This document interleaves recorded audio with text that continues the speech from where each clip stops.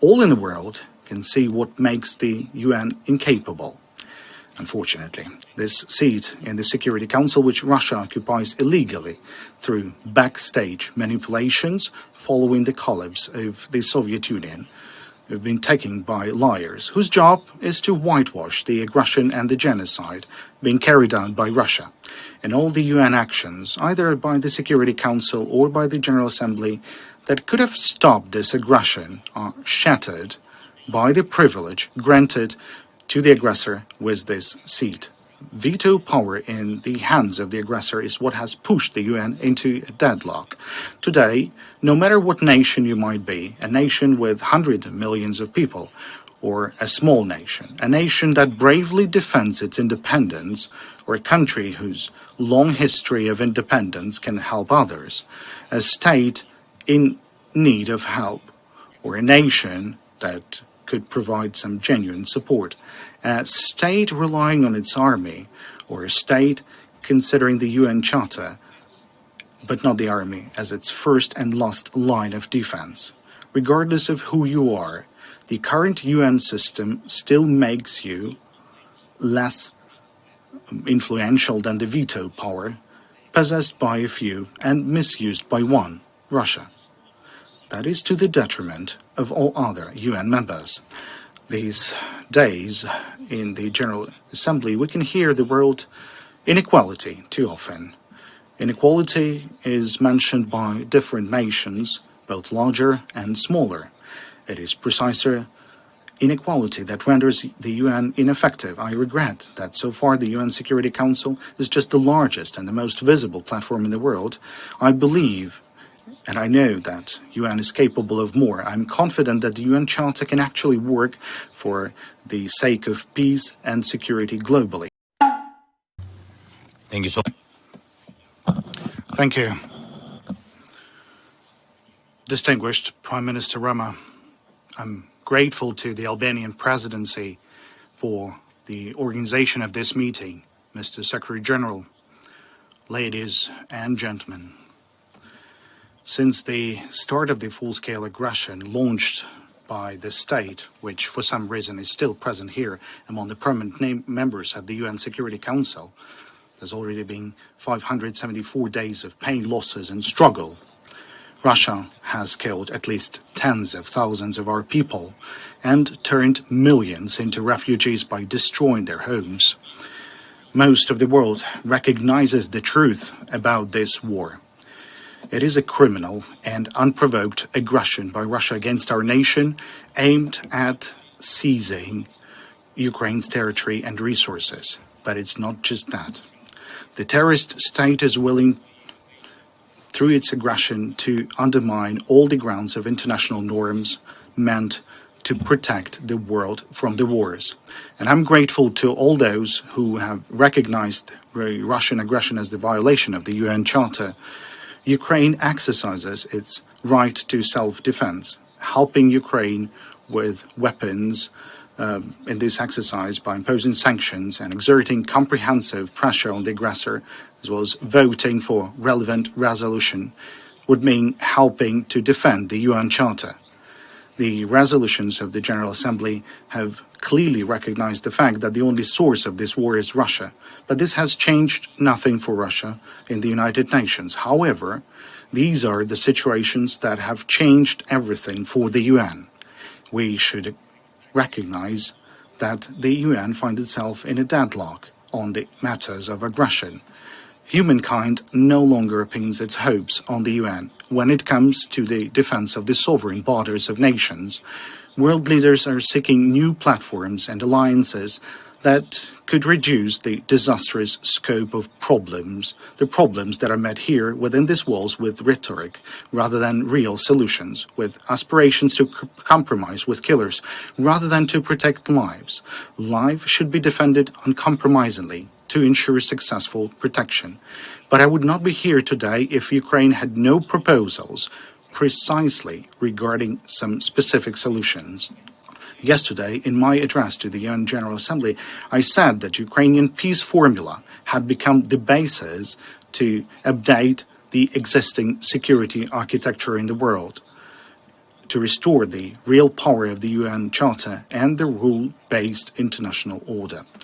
Now, I would like to present some very specific details based on the peace formula. Notably, it's point 5, and it's called Implementation of the UN Charter and the Restoration of Ukraine's Territorial Integrity and the World Order. All in the world can see what makes the UN incapable. Unfortunately, this seat in the Security Council, which Russia occupies illegally through backstage manipulations following the collapse of the Soviet Union, have been taken by liars whose job is to whitewash the aggression and the genocide being carried out by Russia. And all the UN actions, either by the Security Council or by the General Assembly, that could have stopped this aggression are shattered by the privilege granted to the aggressor with this seat. Veto power in the hands of the aggressor is what has pushed the UN into a deadlock. Today, no matter what nation you might be, a nation with hundreds of millions of people, or a small nation, a nation that bravely defends its independence, or a country whose long history of independence can help others, a state in need of help, or a nation that could provide some genuine support, a state relying on its army, or a state considering the UN Charter, but not the army, as its first and last line of defense. Regardless of who you are, the current UN system still makes you less influential than the veto power possessed by a few and misused by one, Russia. That is to the detriment of all other UN members. These days, in the General Assembly, we can hear the word inequality too often. Inequality is mentioned by different nations, both larger and smaller. It is precisely inequality that renders the UN ineffective. I regret that so far the UN Security Council is just the largest and the most visible platform in the world.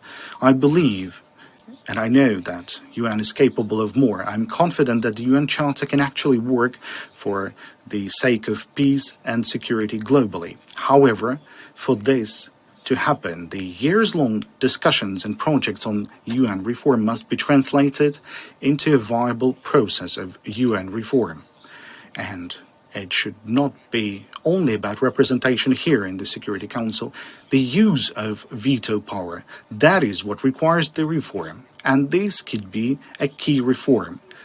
That is something that can restore the power of the UN Charter. Ladies and gentlemen, 574 days of the full-fledged Russian aggression means 574 reasons for changes in this chamber. And the numbers of votes in favor of this challenge actually amounts to billions. The absolute majority of people in the world want to live in the world free of aggression. In contrast to all us, there's only a few obsessed individuals in Moscow. Veto right should not serve those who are obsessed with hatred and war. What we observe in the United Nations is an increasing support for that idea that in cases of mass atrocities against human rights, veto power should be voluntarily suspended. But we can also observe that Russia will not give up this stolen privilege voluntarily. Therefore, the UN General Assembly should be given a real power to overcome the veto. This will be the first necessary step. If it is impossible to stop the war because all efforts are vetoed by the aggressor or those who condone the aggressor, it is necessary to bring this issue to the attention of the General Assembly. In the event of two-thirds of the votes reflecting the will of nations from Asia, Africa, Europe, both Americas, and the Pacific region, in other words, a global qualified majority, the veto should be effectively overcome, and such resolution of the General Assembly must be legally binding for all member states. The second step, the UN Security Council must be fully accountable to the nations of the world.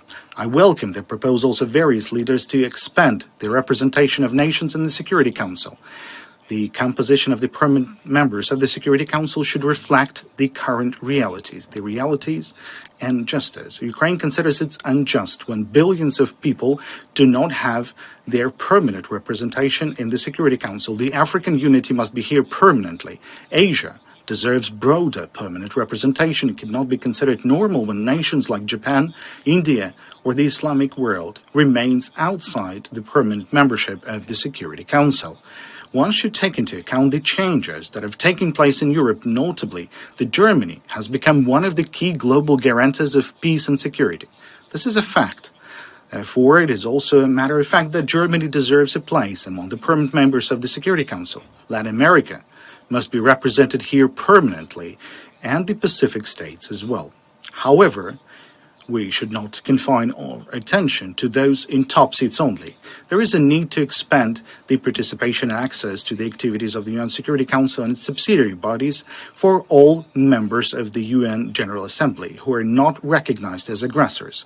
At the same time, any participation of the Security Council membership should be suspended for a period of time when such a state resorts to aggression against another nation in violation of the UN Charter. The third step, there is a need for a system to prevent aggression through early response to actions violating territorial integrity and sovereignty of states.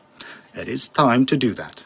The nations of the world should agree on such a mechanism for responding to aggressions to protect others that everyone would want for their own security. The Russian invasion of Ukraine has shown what can serve such a mechanism. Among other things, powerful sanctions against the aggressor. Not only at a stage when Bucha has already happened, but also at the stage of the build-up of the invasion army. Anyone who wants to start a war should see before their fatal mistake what exactly they will lose when the war would start. The issue of applying such preventive sanctions should be automatically submitted for consideration of the UN Security Council when any member of the UN General Assembly reports a threat of aggression. Ukrainian soldiers now are doing at the expense of their blood what the UN Security Council should do by its voting. They're stopping aggression and upholding the principles of the UN Charter. And now talking about the territorial integrity. This is an element of both the UN Charter and our peace formula that is inextricably linked to the issue of cleaning the territory from the occupiers. Occupation is an inexhaustible source of dynamite under the international rule-based order. So I will provide examples of concrete steps to be taken for the security architecture to be strong. Using Ukraine as an example, very specific things, just like Ukrainians. First, complete withdrawal of all Russian troops and military formations, including the Russian Black Sea Fleet or its leaky remnants, as well as the withdrawal of all mercenaries and paramilitary formations of Russia from the entire sovereign territory of Ukraine within our international recognized borders as of 1991. Second, full restoration of Ukraine's effective control over the entire state border and exclusive economic zone, including the Black and Azov Seas, as well as in the Kerch Strait. In fact, only the implementation of these 2 points will result in an honest, reliable, and complete cessation of hostilities. Ladies and gentlemen, reform of such international institutions were made following tragedies, following major wars. We should not wait for the aggression to be over. We need to act now. Our aspiration for peace should drive the reform. As I was preparing the Ukrainian peace formula, I underpinned its points by the principles of the UN Charter. Only the principles of the UN Charter and resolutions adopted by the General Assembly. This is precisely what enables the Ukrainian peace formula to become global. The nations that engage with the formula realize that they're working for the rule-based international order, for the protection of territorial integrity and sovereignty of states, protection of human rights, prevention of aggression, and genocidal policy. Naturally, the epicenter of such efforts should be in this very chamber, the UN Security Council chamber, and even to the greater extent in the General Assembly Hall. If reform of UN institutions is necessary for that, then we should not be afraid of such reform. We are ready to work together with UN members who have joined the peace formula to work on relevant draft resolutions and amendments to the UN Charter. And I would like to make it clear for everyone in the world that Ukraine is proposing while addressing to nations of the world and calling them to join the implementation of the peace formula. Every country can demonstrate its leadership within the framework of one or more or maybe all points of the peace formula. We can establish groups based on the points of the peace formula where national security advisors to heads of states and diplomatic representatives work. Now, these groups are tasked to elaborate a list of decisions and legislative proposals to be implemented in order for the relevant point of the peace formula to be fulfilled. We're ready to hold 10 conferences at the level of advisors and in accordance with the 10 points of the peace formula, then a summit on the level of leaders. Later, these drafts would be prepared and submitted for consideration by heads of states at the respective summit. Thereby, all nations of the world that respect peace can actively participate in restoration of peace. Cooperation is always the key word for Ukraine in international relations. This word is also key for peace. So let the peace prevail. May our institutions and our cooperation be stronger. I thank you for your attention. And thank you for the possibility to address you. Thank you for this invitation. Thank you. Glory to Ukraine.